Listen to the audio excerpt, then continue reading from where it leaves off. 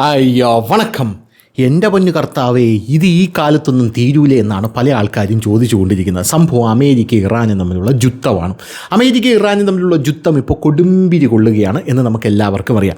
America ആദ്യം കയറി അടിച്ചു. ഇറാനെ ഒന്ന് ചുരുട്ടി കൂട്ടാൻ പറ്റും എന്നാണ് അമേരിക്ക വിചാരിച്ചത്. പക്ഷേ കരടിക്കുട്ടിയെ കയറി പിടിക്കുന്നത് പോലെയായി. കാരണം പിടിവിട്ടാൽ ഇത് കടിച്ചു കീറും, പിടിവിടാതിരിക്കാനും പറ്റില്ല. അതുകൊണ്ട് കെട്ടിപ്പിടിച്ചിരിക്കുകയായിരുന്നു.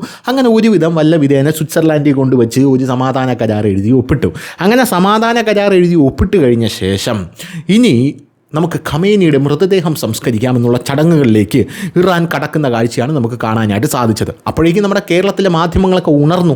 കേരളത്തിലെ മാധ്യമങ്ങൾ ഖമേനിയുടെ മൃതദേഹം സംസ്കരിക്കാൻ പോവുകയാണ്, ഖമേനിയുടെ മൃതദേഹം അതിൻ്റെ പ്രത്യേകതകളൊക്കെ വാർത്തയടിക്കുക എന്ന് പറഞ്ഞ് അതിൻ്റെ ഒരു ഫീച്ചർ ഫിലിമൊക്കെ ആരംഭിച്ചിരുന്നു.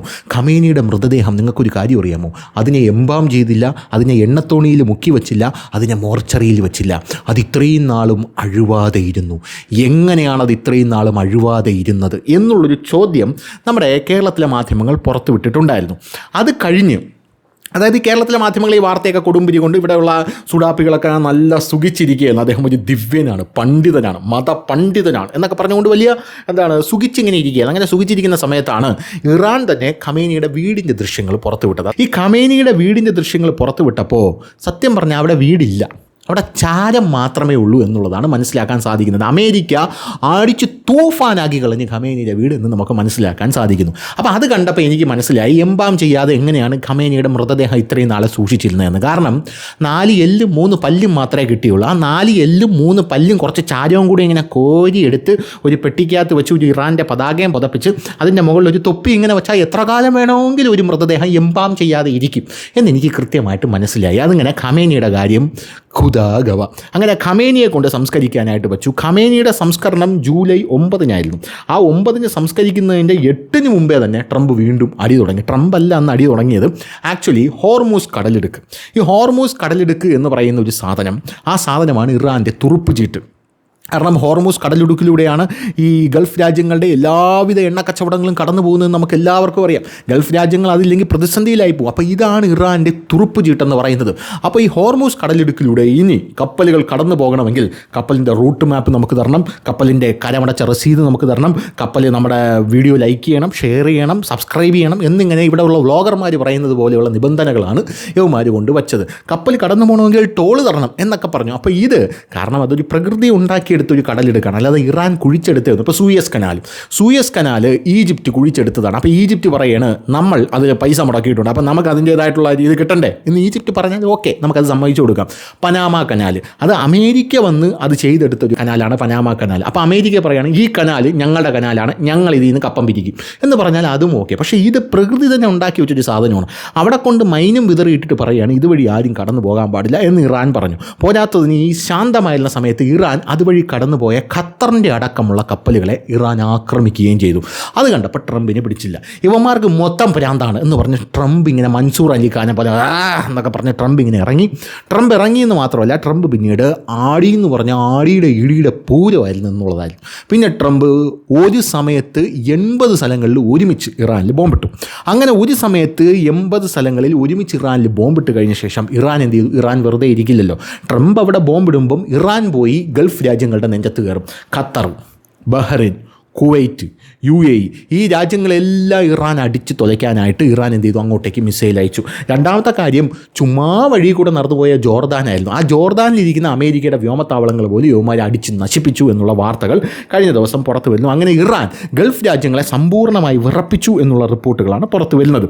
എന്തായാലും ഇത് കണ്ടുകൊണ്ടിരിക്കുന്ന എൻ്റെ ഗൾഫിലെ സുഹൃത്തുക്കൾ കമൻറ്റുമായി രംഗത്തെത്തുമെന്ന് എനിക്കറിയാം. ഞാൻ ഗൾഫ് രാജ്യത്തിലാണല്ലോ, ഇവിടെ ഒരു സംഭവിച്ചില്ലല്ലോ എന്ന് പറഞ്ഞ യുവമാർ രംഗത്തെത്തും എന്നുള്ളതാണ്. സംഭവിച്ചോ ഇല്ലയോ എന്ന് നോക്കാനായിട്ടൊന്ന് പുറത്തിറങ്ങി രാജ്യം മുഴുവൻ ഒന്ന് ചുറ്റിവാ എന്ന് മാത്രമേ എനിക്ക് പറയാനുള്ളൂ. എന്തായാലും മിഡിൽ ഈസ്റ്റിലെ യുദ്ധ സാഹചര്യം അത് കൂടുതൽ ഗുരുതരമായിക്കൊണ്ടിരിക്കുകയാണ്. ഇറാനെതിരെയായിട്ടുള്ള US ആക്രമണത്തിന് ശേഷം ഇറാൻ വലിയ തിരിച്ചടിയാണ് കൊടുത്തത്. ഗൾഫ് രാജ്യങ്ങളെ അക്ഷരാർത്ഥത്തിൽ വിറപ്പിച്ചു എന്ന് പറയാം. US ആക്രമണത്തിന് ശേഷം ഇറാൻ തിരിച്ചടിച്ചു. ഗൾഫ് രാജ്യങ്ങളിലെ അമേരിക്കൻ സൈനിക താവളങ്ങൾക്ക് നേരെ ഇറാൻ ശക്തമായ ആക്രമണം അഴിച്ചുവിട്ടു.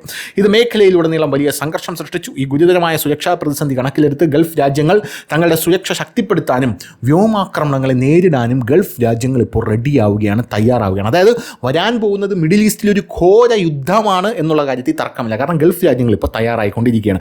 അതിൻ്റെ ഇടയിൽ ഉപഗ്രഹ ചിത്രങ്ങൾ, അമേരിക്ക എടുത്ത ഉപഗ്രഹ ചിത്രങ്ങളകത്ത് നിന്ന് മനസ്സിലാകുന്നത് ഇറാൻ്റെ സൈന്യത്തെ അതിക്രൂരമായി എന്ത് ചെയ്യുന്നു, രൂപപ്പെടുത്തുന്നു, ഫെറോഷ്യസ് ആയിട്ട് അതിനെ രൂപപ്പെടുത്തിക്കൊണ്ടിരിക്കുന്നു അമേരിക്കയെ നേരിടാൻ എന്നുള്ള വാർത്തകൾ പുറത്തു വരുന്നു. ഇപ്പോൾ ഖത്തറിൽ അടിയന്തരമായിട്ടുള്ള സുരക്ഷാ മുന്നറിയിപ്പ് പ്രഖ്യാപിച്ചിട്ടുണ്ട് എന്നുള്ള വാർത്ത പുറത്തു വരുന്നുണ്ട്.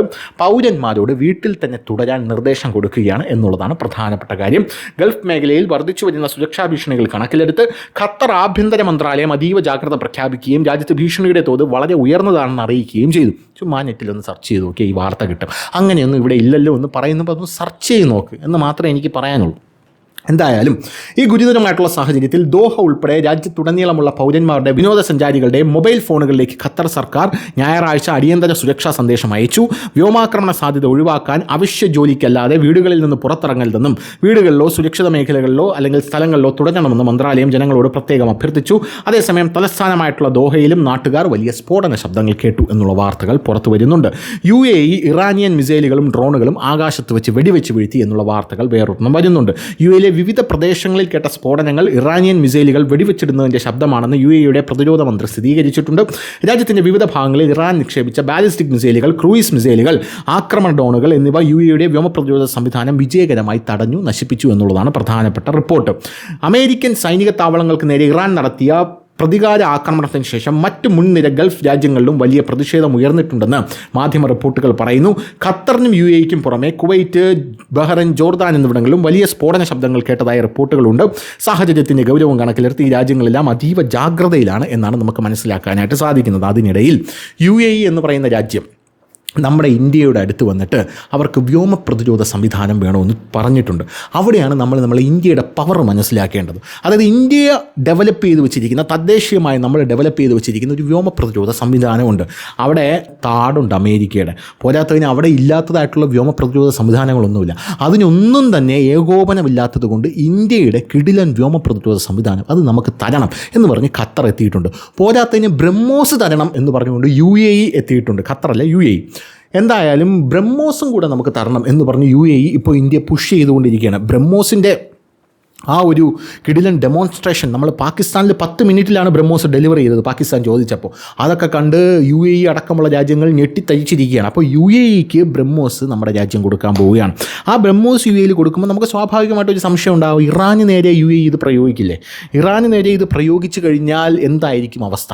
കാരണം ഇറാനും നമ്മുടെ സുഹൃത്താണ്, UAE നമ്മുടെ സുഹൃത്താണ്. അങ്ങനെ വന്നു കഴിഞ്ഞാൽ ഇറാൻ നമുക്കെതിരെ തിരിയില്ലേ എന്നൊക്കെ ഒരു ഡൗട്ട് ഉണ്ടാകും. പക്ഷേ ഈ സാധനം നമ്മൾ UAEക്ക് ഡെലിവറി ചെയ്യുമ്പോൾ അതിനകത്ത് ഒരുപാട് കണ്ടീഷൻസും ക്ലോസൊക്കെ നമ്മൾ വെച്ചിട്ടേ കൊടുക്കും. അതായത് ഇത് ഇന്ന രാജ്യങ്ങൾക്ക് നേരെ പ്രയോഗിക്കാൻ പാടില്ല, ഇത് നിങ്ങളുടെ പരമാധികാരത്തിനും അഖണ്ഡതയ്ക്കും നേരെ വരുന്ന ആക്രമണങ്ങൾക്ക് നേരെ മാത്രമേ നിങ്ങൾ എടുക്കാവൂ എന്നങ്ങനെ ഒരുപാട് ക്ലോസുകൾ അതിനകത്ത് വയ്ക്കും.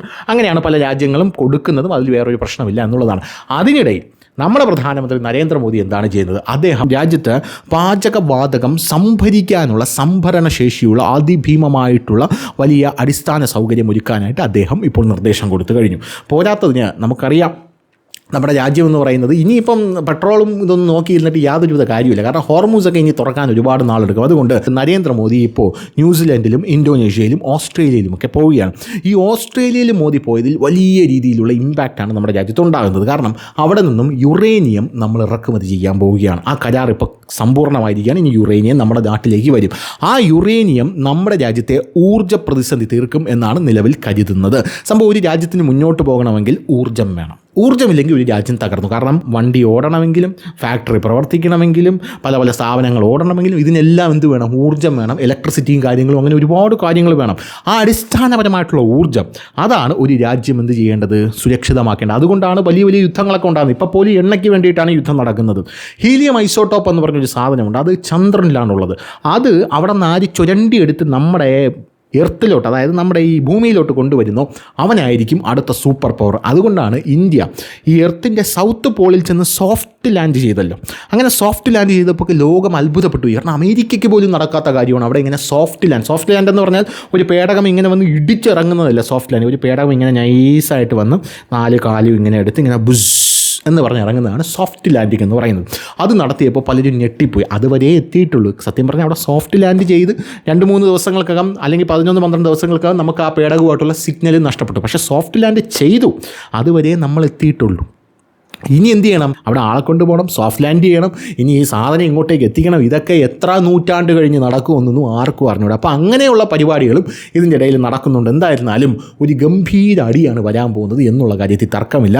ഇന്ത്യക്ക് അപ്പുറത്ത്, അതായത് ദക്ഷിണ ചൈന ആ സെറ്റപ്പിലൊക്കെ അവിടോട്ടൊക്കെ നോക്കിക്കഴിഞ്ഞാൽ ആ ഉത്തര കൊറിയൻ ഭരണാധികാരിയായിട്ടുള്ള കിം ജോങ് ഉൻ ആ വേട്ടാവളിയും വെവിളിത്തരവും കാണിച്ചുകൊണ്ട് അവിടെ നിൽക്കുകയാണ്. അവനാണെങ്കിൽ ഇപ്പോൾ കപ്പൽ ഇറക്കിക്കൊണ്ടിരിക്കുകയാണ്. ഒരു മാസത്തിൽ ഒരു കപ്പൽ, ആ ഒരു കപ്പലിൽ നിന്നും ഒരു ആണവായുധം നമ്മൾ പ്രയോഗിക്കും എന്ന് പറഞ്ഞുകൊണ്ട് അവ അവിടെ ഇരിക്കുകയാണ്. ജപ്പാൻ ഇത് കണ്ടുകൊണ്ട് സൈന്യത്തെ റെഡിയാക്കാനായിട്ട് പറഞ്ഞിട്ടുണ്ട്. ചൈന ആണെങ്കിൽ ഏത് നിമിഷത്തോടെ തായ്വാനെ പിടിച്ചെടുക്കാം എന്ന് പറഞ്ഞുകൊണ്ടിരിക്കുന്ന ഒരു സാഹചര്യമാണ് അവിടെ ഉള്ളത്. അതായത് ഇപ്പോൾ റഷ്യയും യുക്രൈനും തമ്മിൽ യുദ്ധം, മിഡിൽ ഈസ്റ്റിലും യുദ്ധം, ഇനി അപ്പുറത്തും കൂടെ യുദ്ധം വന്നാൽ എല്ലാം സമ്പൂർണ്ണമായി എന്ന് മാത്രമേ എനിക്ക് പറയാനായിട്ടുള്ളൂ. അപ്പോൾ ശരി.